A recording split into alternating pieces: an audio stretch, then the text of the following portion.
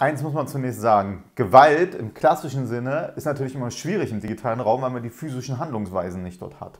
Dabei muss man aber eins sagen, viele gehen von einer, oder es gab immer die Diskussion, ob es eine Art digitalen Dualismus gibt. Das heißt, das, was im Netz passiert, im Netz bleibt und was im physischen Raum passiert, im physischen Raum bleibt. Davon kann man heute nicht mehr ausgehen, sondern wenn Menschen zum Beispiel Normüberschreitung, sexuelle Belästigung, Sexualdelikte im Netz erleben, dann kann das auch für sie eine Bedeutung auf ihrem physischen Raum haben. Und wenn Personen das im Netz machen, dann kann das sich auch auf den physischen Raum überlagern.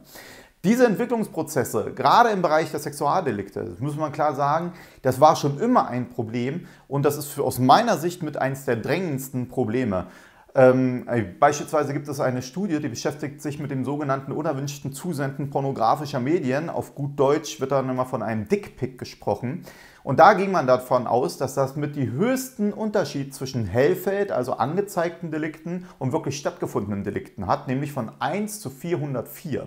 Sie müssen sich vorstellen, Ladendiebstahl hat so 1 zu 1,2.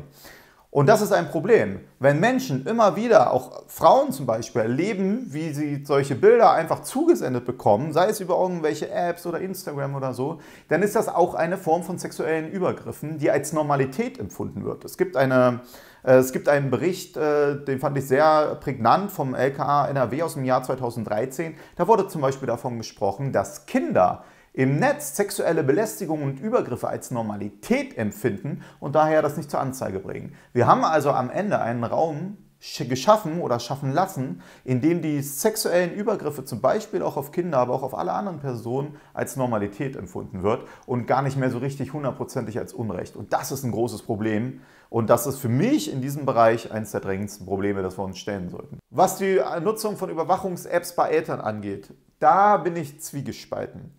Ab einem gewissen Alter geht sowas überhaupt nicht, ne? Weil natürlich Kinder das Recht haben auf eine Privatsphäreentwicklung, sich frei zu entwickeln. Andererseits herum wieder muss man aber auch eins sagen, Eltern sind dafür auch mitverantwortlich, dass ihre Kinder sich nicht strafbar machen und die Jugendlichen.